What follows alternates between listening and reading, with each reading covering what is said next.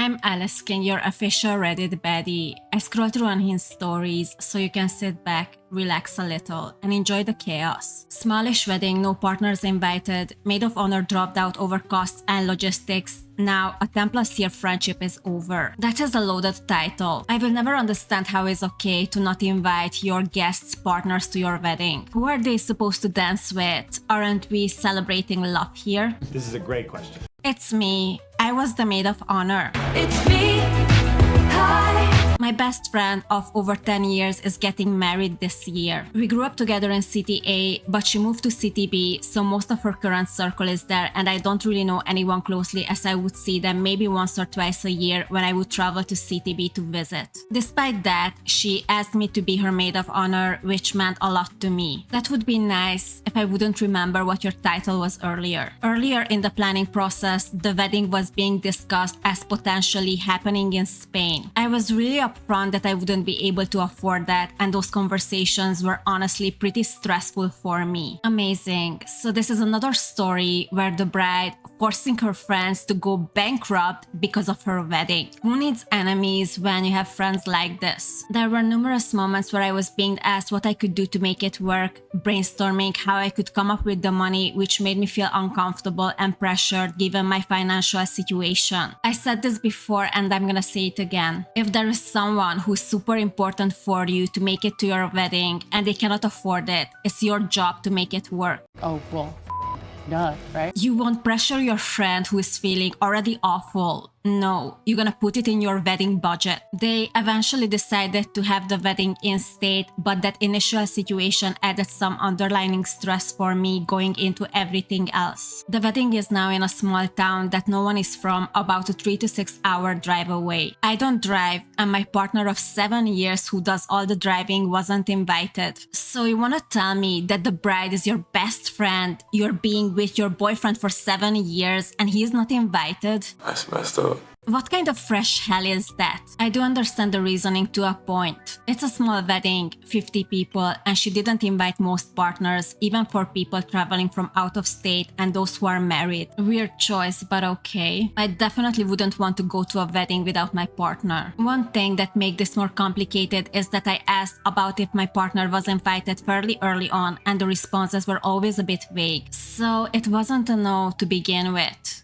Interesting. It's giving she tried to lead you on until you didn't have a choice but to make it work somehow. It was never a direct no, more like something that sounded like it might be possible depending on space, so I didn't push it and assumed I'd get a clearer answer closer to the date. As it got closer, 3 months out, still no RSVP sent, just save the date, and I still didn't have anything definite, I finally asked more directly because I realized I couldn't keep planning around uncertainty. Once, when it became clear that he likely wouldn't be able to come, that's when the logistics really started to feel overwhelming for me. Run.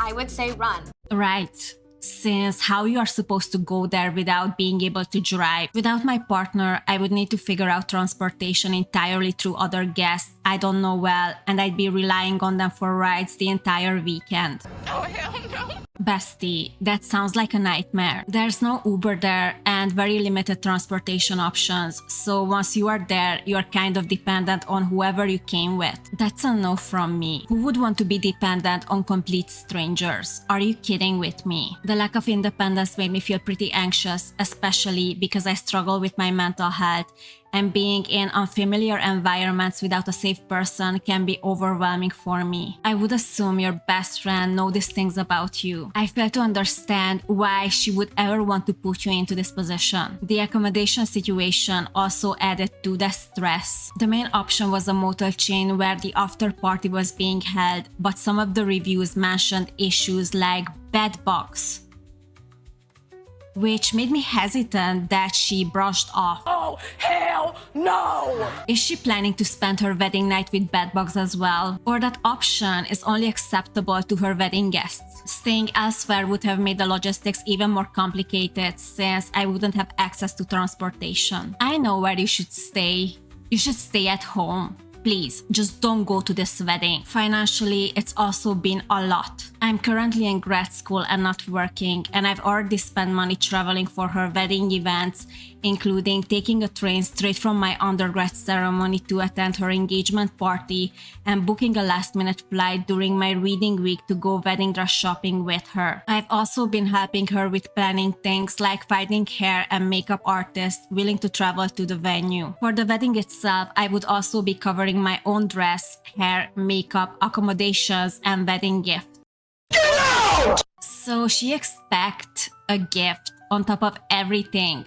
Right. Individually, none of these things are unreasonable, but altogether it started to feel like more than I could realistically manage, both financially and emotionally. And on top of all of this, your boyfriend cannot even come with you to at least have a nice time. I also have to admit that it was difficult for me not having my partner included. I fully understand guest list limitations, but being asked to take on a major role in a wedding and celebrate their love while not having my own long-term relationship respected made the whole situation feel a bit unbalanced for me personally. I also can understand guest list limitations. Not for the maid of honor though. The wedding couple both know my partner as well, and we have been on 2 in-state trips together. Because of all this, I sent her a message explaining how I was feeling. I tried to be thoughtful and clear that I wasn't mad or expecting her to change anything about her wedding. I just explained that the logistics, costs, and circumstances were making me feel overwhelmed and that I didn't feel able to attend as things currently stood. I ended with, I hope we can move forward and talk this out, not to convince each other, but to understand each other better. Love that.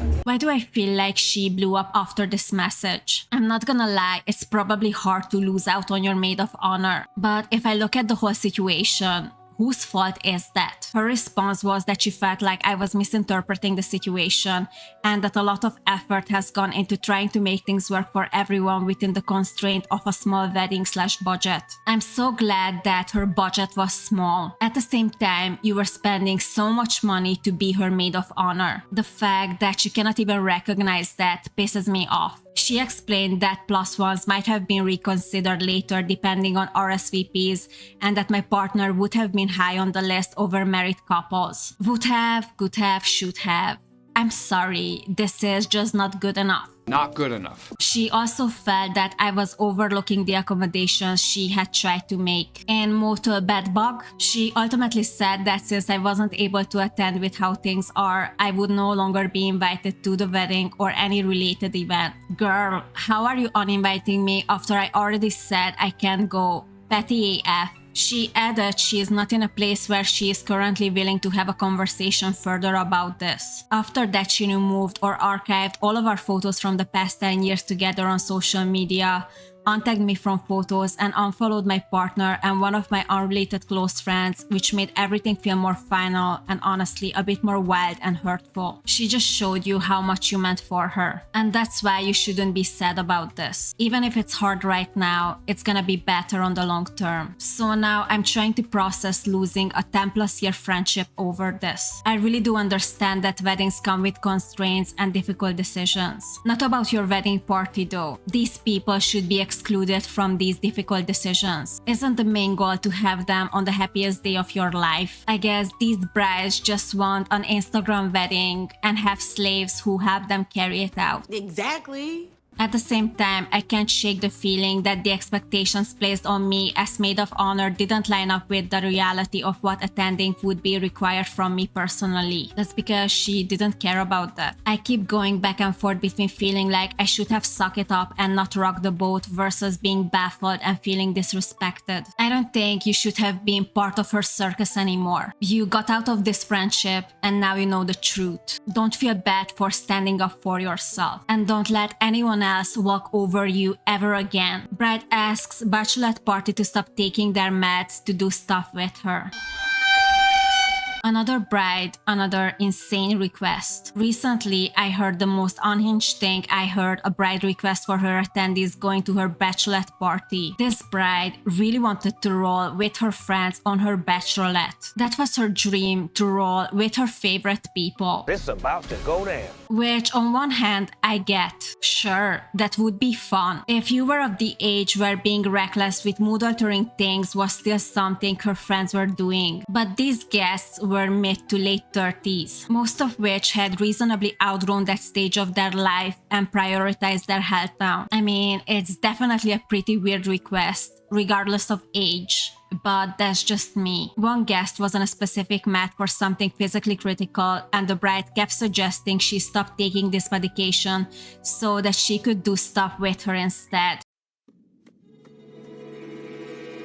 The friend had to have a side conversation with the bride, asking her to stop bringing it up in front of other people because she is not comfortable discussing her health issues in front of other people. Yeah, this bride is not even a bridezilla. She's just insane. You cannot expect people not taking their meds. What is wrong with you? The bride, also having read that antidepressants reduce the effect, stopped taking her antidepressants and was suggesting everyone else on mental health meds do the same. At this point, I would be afraid to go to this wedding. I don't think it's safe to consume anything on that bachelor party, or maybe even the wedding. I can't even begin to understand. Asking people to stop taking medications that specifically target serotonin and dopamine regulation so they can take stuff that floods their brain with excessive amounts of serotonin and dopamine. It's so dangerous. The brain is then depleted of those chemicals and it often triggers depression. Anyone that battles serious stuff is severely at risk. Yeah, guys, please don't listen to people like this bride. Never stop your medication only if your doctor said so. I just can't fathom this. I don't think you are the only one. This bride is literally saying her dream is more important than all of her friends' health. Like most of the bridezillas out there, they don't care about anything else but themselves. I've heard some messed up, selfish stuff from brides, but this